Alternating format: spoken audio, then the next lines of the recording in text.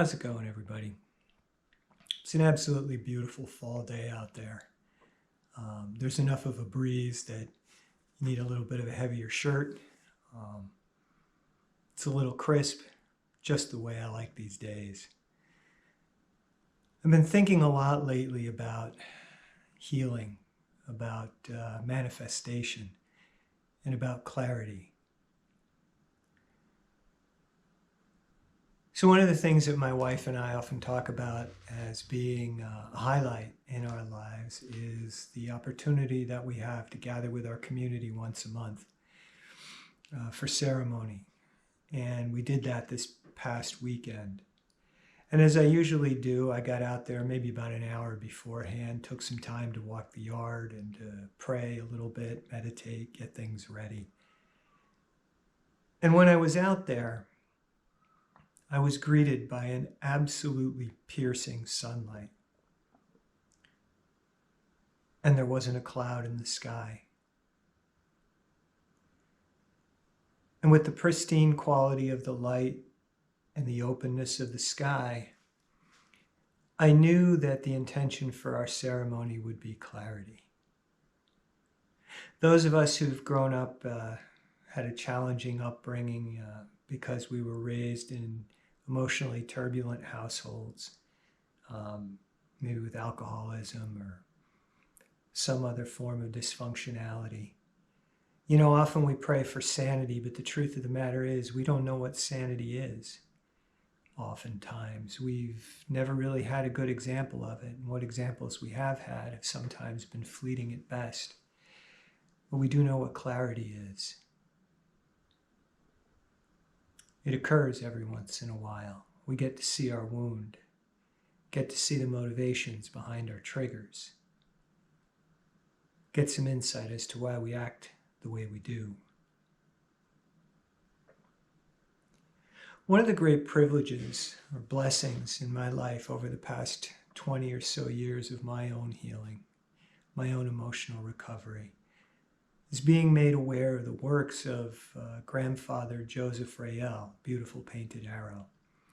He was a Picares Pueblo and Ute holy man, teacher, healer, visionary.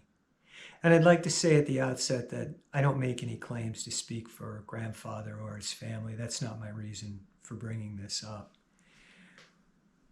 I only do so to say that one of the cornerstones of my own healing path has been grandfather's teachings on the medicine wheel, predominantly in his books Being and Vibration and Ceremonies of the Living Spirit. And for those who might not be familiar with the medicine wheel, it appears to be a circle with a cross in the center. The circle is divided into 4 sections. And I won't go wholly into it here. Again, I don't claim to be an expert, but just on a very general level, each of the sections where that cross touches the circle, according to grandfather's teachings and the teachings of many others, represents a direction on the compass: east, south, west, north, in that order, following the path of the sun around the sky. It also corresponds to times of day: sunrise, noon, sunset, and midnight. And one other thing that I'll say is that it also corresponds to the seasons of the year: spring, summer, autumn, and winter. Again, all in that order.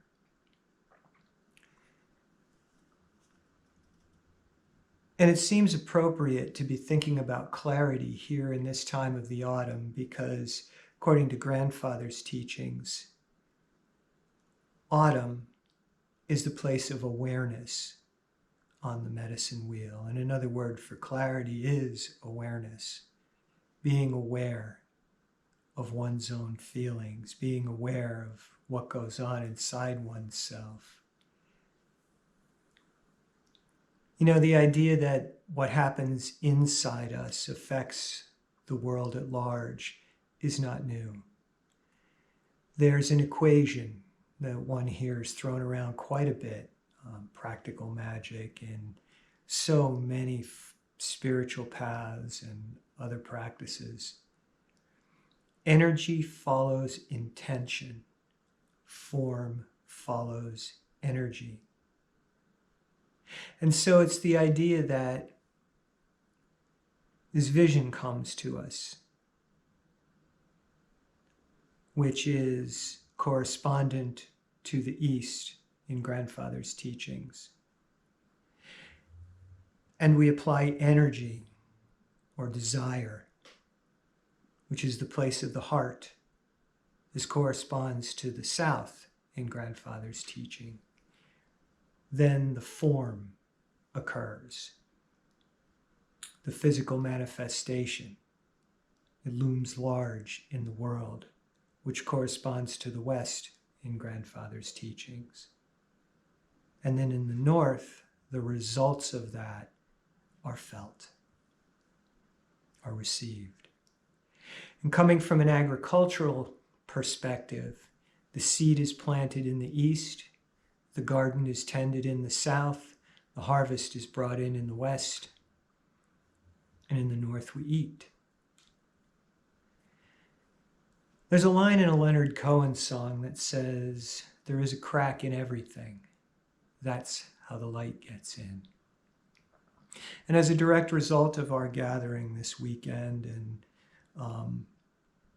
my exposure to Grandfather's teachings and Leonard Cohen's music, and just some things that have been going on in my own life lately and in the lives of those with whom I've had a chance to speak, I've really been thinking deeply about this idea of manifestation and how we have two choices. Following the agricultural metaphor, if we plant good vegetables in the East and we thoroughly tend the garden in the South and we harvest with care in the West, then in the North we eat good, healthy food that sustains us. But if we plant weeds and thorns in the East, and we harvest that, or we tend that in the South, or ignore it in the South, that's what we'll bring in the West. We'll bring in the pain. And that's what we eat, and that's what manifests into the world. And so we have two choices. We can manifest from the place of pain, the wound, the crack. We can make that our intention. We can work with anger, rage, fear, shame, guilt, all of those woundings. And we can allow that action to spill into the world. And that will spill into the world as war, crime, abuse, from generation to generation to generation. Each generation eating the thorns and the weeds that it plants as a result of the teachings of the past, of not cleaning out the garden, of taking those seeds and replanting them. Or we can work from the perspective of the light that's trying to get in. And we can do our work inside. And we can plant from a place of healing, which might not be perfect. It might just be a little less thorny than where we came at the world from before. And so as we clean ourselves out and work to allow that light further into the world, and we begin to plant good food and tend our gardens a little more diligently, and be aware of what we're harvesting, of what we're bringing in. And slowly, over a period of time, with hard work, dedication, focus, we begin to feed from that place of grace. And we allow the world to do the same. Until next time.